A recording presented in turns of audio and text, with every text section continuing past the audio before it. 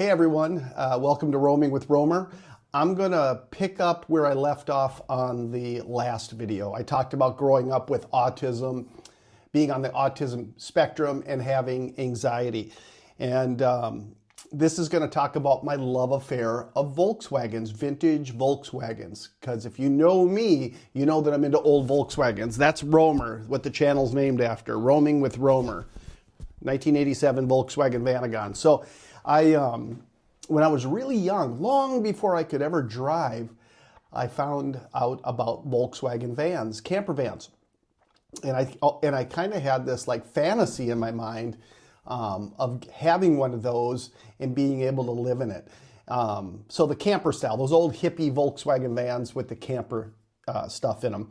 And from a very early age, that appealed to me. And it had to do with me not being comfortable around other people so much when I was younger. It's kind of a loner, you know, and that was a way where I thought to myself I could be out and about in the world, and, you know, that would be my home and my forever place in an old Volkswagen van.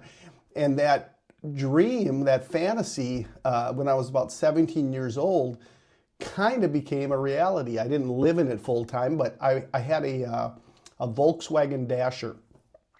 And it just so happens it was a Volkswagen that I got for my first car. And somebody that owned a 1969 Volkswagen van, camper van, wanted to trade me. And I should have known better, but I didn't know anything about cars that much at that time yet, especially Volkswagens. I was starting to work on them a little bit, so I had a little experience, but not with vintage Volkswagens. They're a whole different animal. And anyway, this van was red. It was a 69 Volkswagen Vanagon. It was red. It didn't have the pop top, which, if you know anything about old Volkswagen bus. If you know anything about the old Volkswagen buses, some of them had a top that would pop up, and there would be a bed up there, a cot, a hammock, a canvas hammock. And this one didn't have that. This was just a Volkswagen bus with the camper equipment in it. So it had a bench seat in the back that reclined into a bed. It had a little seat behind the driver's seat. It had a refrigerator and stuff.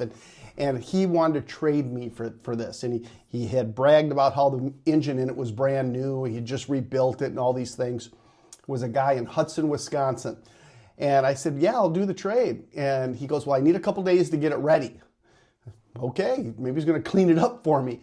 So I showed up a couple days later, and he had taken all the camper equipment out of the van and put the bench seats in there for the van that it would have came with if it wasn't a camper. And he also took that good motor out of there and put an old motor in there with a lot of miles on it. And that's not what we agreed to, but I still, young, inexperienced with car dealings, I still did it. And that was my first van. That was my first Volkswagen bus. And within 2 weeks, that motor blew up. I went out to Hopkins, Minnesota to a place called Dune Buggy Supply. I bought a different engine. I installed it myself, my first time working on a Volkswagen bus. And that kind of kick-started things going forward. To this day, I still own a 1971 Volkswagen camper van. Now, that's the Westfalia one with the top that pops up, and it's been fully restored. I'll put a picture up here. It's right here. Check this out.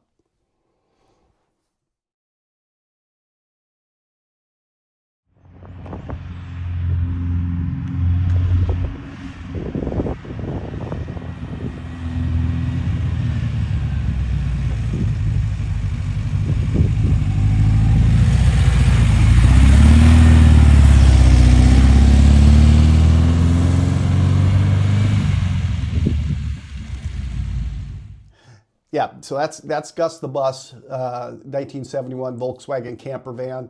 And Gus has been in my family with me. I bought him a little over 20 years ago, so I've had him a long time. Had him before I started my company, Lemon Squad, that I no longer own, but that's a big part of my story, Lemon Squad.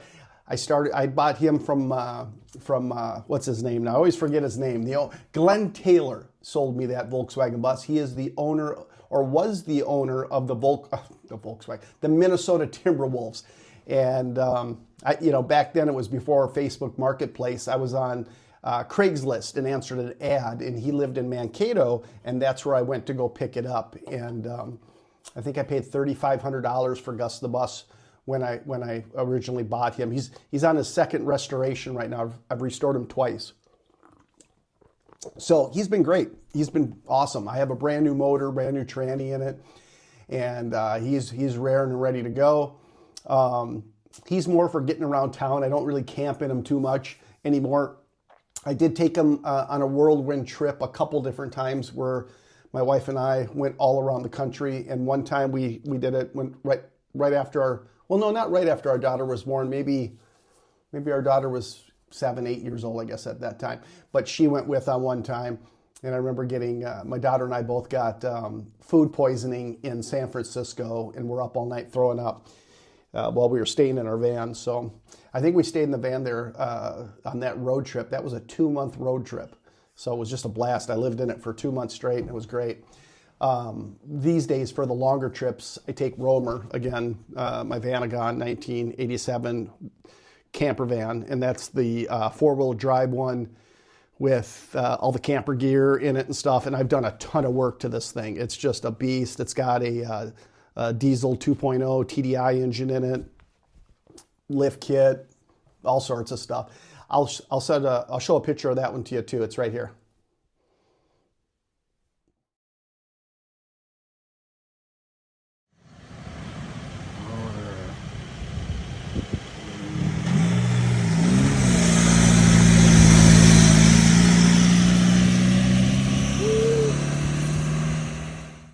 Okay, that's RoR. Roman with RoR. So that's kind of the name of the channel. So what does that really mean? It means he's getting a little work done to him right now, or I'd be doing a lot more videos with him. And I'm going to continue doing videos that have to do with mental health, anxiety, autism, because that's who I am. But I'm going to be doing some of that stuff from the road with RoR once I get that a little bit more dialed in. The furnace in there quit working. It's got a furnace for when you're camped in cold weather and stuff, a propane furnace. And, you know, it's pretty cold out here in Minnesota. That's why I'm wearing my Stormy Kromer brimless hat. You know, if you guys know anything about Stormy Kromer hats, but they are warm and nice. It is 8 below 0 Fahrenheit right now in Duluth, Minnesota, and it was 15 below when we woke up this morning. So quite cold. I just came in from outside, and if you guys saw my hair, I got a mohawk, so not much hair on the sides. It gets a little chilly in this weather if you don't wear a hat. So that's why I'm wearing the hat right now, trying to warm up after being outside. But during my life, I've had lots of Volkswagen vans. I've had lots of Volkswagen bugs. I've had really fast bugs. I had Chico Performance out of California once build me a couple of motors, and one of them was a Screamer that I put in a 67 bug. And yeah, I love bugs. I don't have one right now. I don't have the room for it. I own 5 vehicles right now. So, and I just have a little plot of land in the cities that can't handle too many cars. I had to have a garage built just to put RoR in. So I have a small 1-car garage separate from my 2-car garage. I got a tuck under 2-car garage. It was too tall to fit underneath. So I had a single stall garage built just for RoR. But yeah, if I had more room, I'd probably own more Volkswagens, and that would drive my wife nuts. Being that I have 2 vans, I probably should own a bug, but like I said, I just don't have the room for it. But I've had a love affair of these Volkswagens my whole life, basically. Used to work for that dune buggy supply back in the day. You know, not only did I go buy that engine from them, I got to be friends with the owner and started working for him. And when I was real young, he let me work for him full time. When I started working at the dealership as a mechanic, I would work there after hours and on the weekends. And that's actually where I met my wife. You guys haven't probably seen her in a while on here, but she came in needing a part for her Volkswagen bus. I'll tell that story real quick since we're in that Volkswagen theme right now. So I'm a single guy. I'm working on old classic Volkswagens, and she came into the shop one day, and she was looking for a windshield for her bug. It broke down on the highway, and I'm trying to think how this worked out now. It broke down on the highway. She got mad, and she kicked the windshield out. And yeah, that should have been a red flag probably, right? But I was a little crazy myself at that time, and next thing you know, we were going out on a date. And I guess before the date started, she said, I've got this Volkswagen van as well, she said. And she said it would just shut off. You know, you'd be going down the road, it would just kill, and you'd have to pull over, and you'd have to wait and keep trying to start it and finally start up. And she said she had been bringing it to this shop that was in Anoka, Minnesota at the time, called JAC's. I don't think they're in business anymore, but she had been there multiple times to get it fixed. They kept putting new carburetors and new this and new that, and it never fixed it. And I said, well, I'll take a look at it. And I don't know how much of this was luck or experience or what, but she brought it in, and I knew right away that it was the condenser on the side of the distributor that was bad, and it's like a $3 part, at least it was back then. I said, I think this is doing it. It's only $3. Let's just put it in. And we put it in, and that fixed the issue. And right after that is when we went out on our first date. And we've been married now for 23, 24 years. I should know that, shouldn't I? But something like that. So it worked out, and she hasn't kicked out any more windshields since then either. So good for her. Yeah, that's my whole love affair with VWs. I could actually sell my house. I got this beautiful home in Duluth, Minnesota, in the Congdon neighborhood. I could sell this and move into Romer full time, and I'd be just fine. We got a cat that's not doing so well right now, so that would keep us from doing that until we figure out what's going to happen with our cat. But we got a couple of dogs. I don't care. They can come with. We've done that before.